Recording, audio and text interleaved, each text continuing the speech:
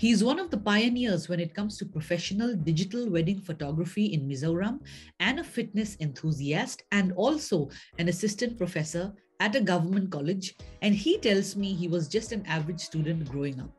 Clearly, his life is an example of consistency, perseverance, discipline, and hard work.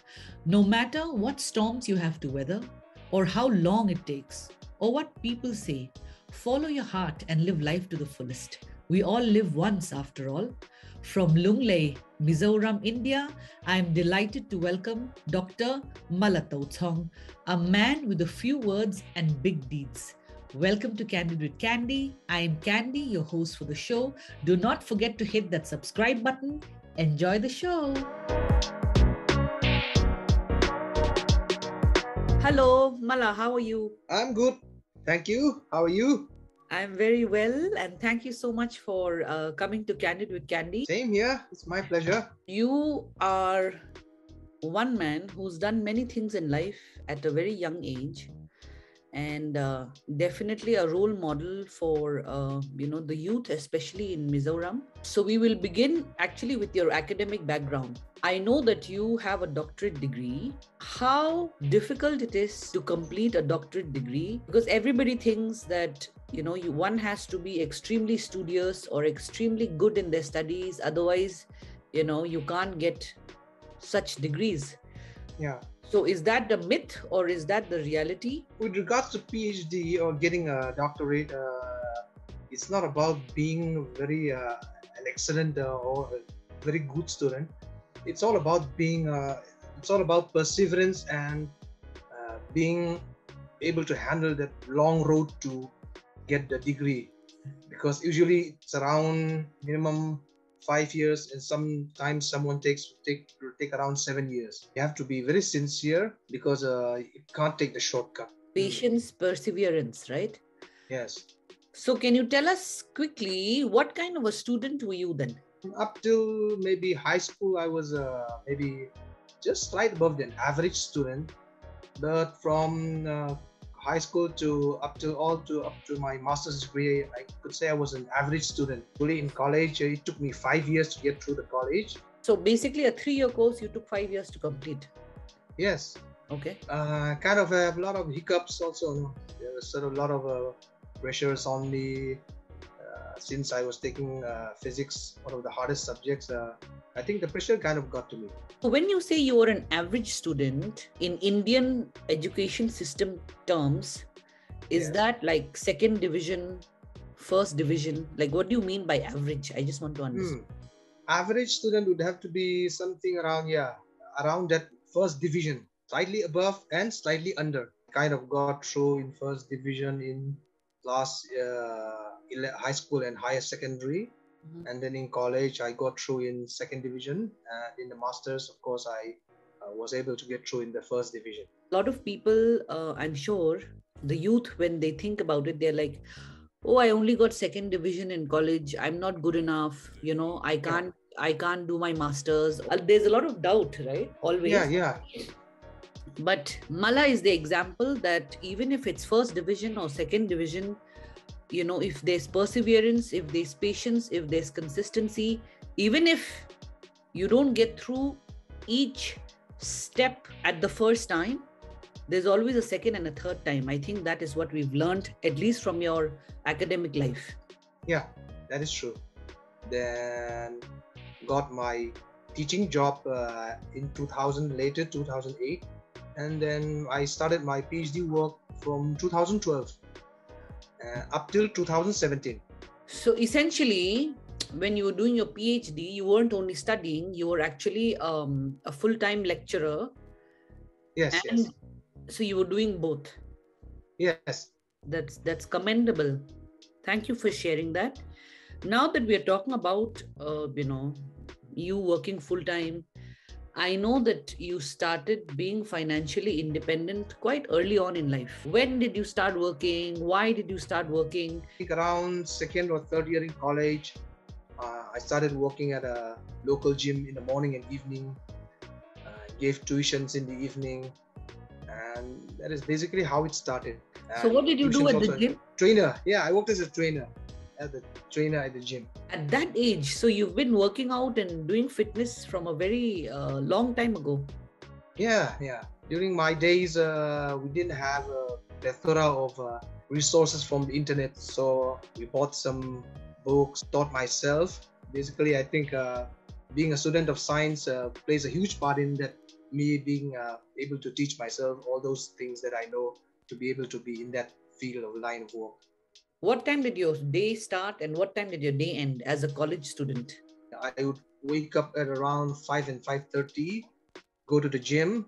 I'd be there around maybe 7:30, then go back home as fast as possible, eat breakfast, get dressed, go to college. College starts at 9:30. Classes were over around 4. And as soon as classes over, I go back. I didn't go back home directly. I went to the gym directly and maybe stayed around there up till 7 or 7:30. Then have dinner, go out to give tuition for an hour, and then maybe around 9 and 9:30 and up till 11, I have only around 1.5 hours to study. My goodness. So you slept from maybe 12 to 5, like 5 hours? Yeah. Yes. I was burned out also.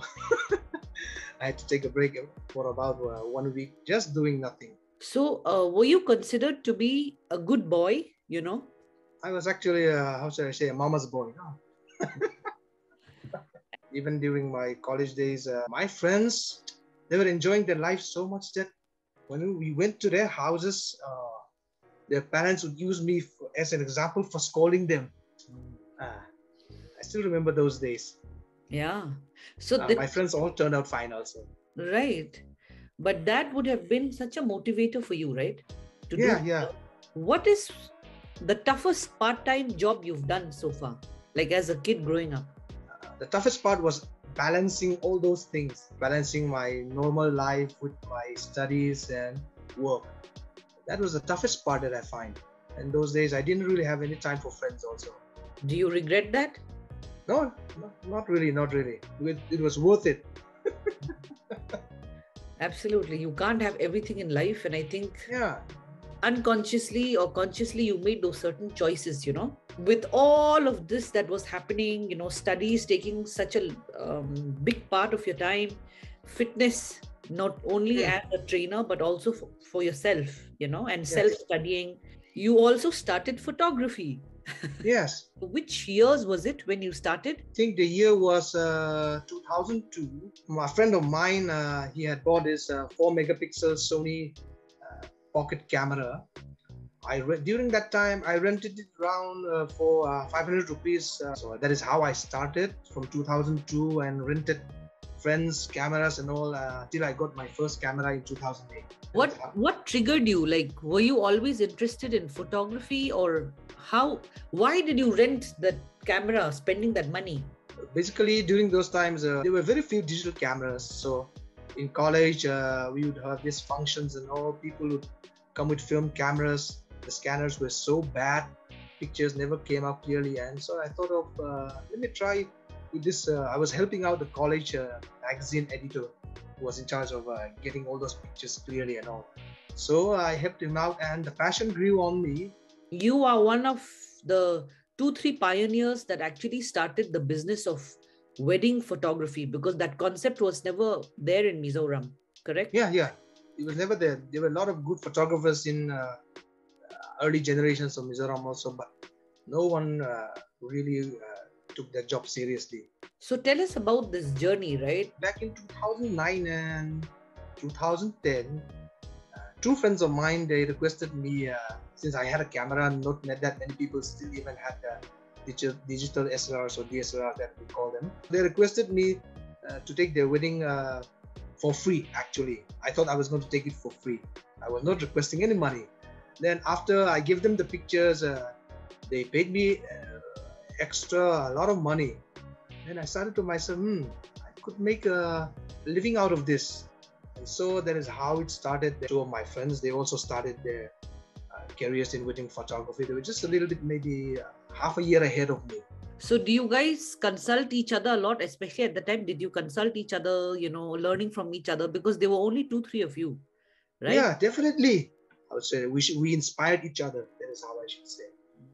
Inspire each other to take good or better pictures. Back in those days, I would have around maybe 30 to 35 gigs a year. Now it's down to around 15 because I don't take it full time now with my job and all. But my friends, they're still having around 40 to 50 clients a year. A lot of people, when they do a job, they get bored, they get irritated. Yeah. Like, why am I doing this? And a lot of people are almost forced into doing a certain kind of job because they need the money, right? Yes.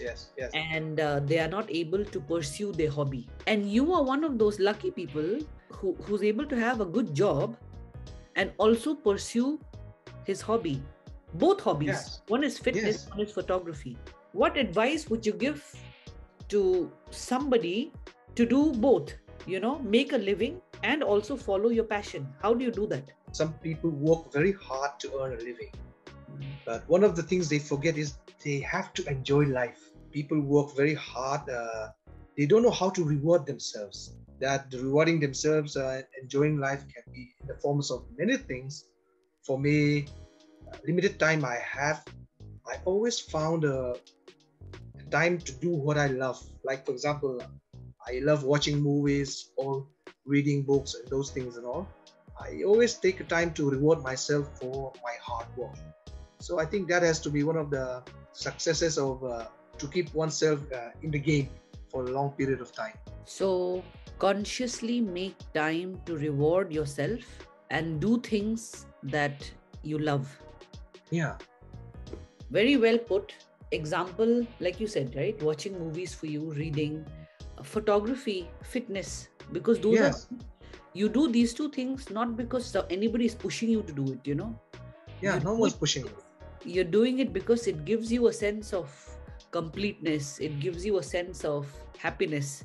Yes. Achievement, Yes, achievement. How should I say? Inner happiness, should I say. Yeah. So do you have any more dreams that you're chasing? I have 20 plus years in the, how should I say, fitness industry, 10 plus years in the photography or wedding photography community. With my job, I still have around 20 years of service. So I think for me, the next 20 years has to be focused more on being a scientist for now, for what I do, for my work. No. That is awesome. So we wish you the very best. I think one thing that we've learned from your life is you don't make any excuses. No matter what your situation is, where you are. Any message for the youth? Be humble, be a good human being, or should I say, learn to love and care the people around you. You cannot be selfish. So if you surround yourself with good people and work hard, I think that is a guarantee for success. Perseverance and sustainability will come along, and so that will ensure that one is successful in life.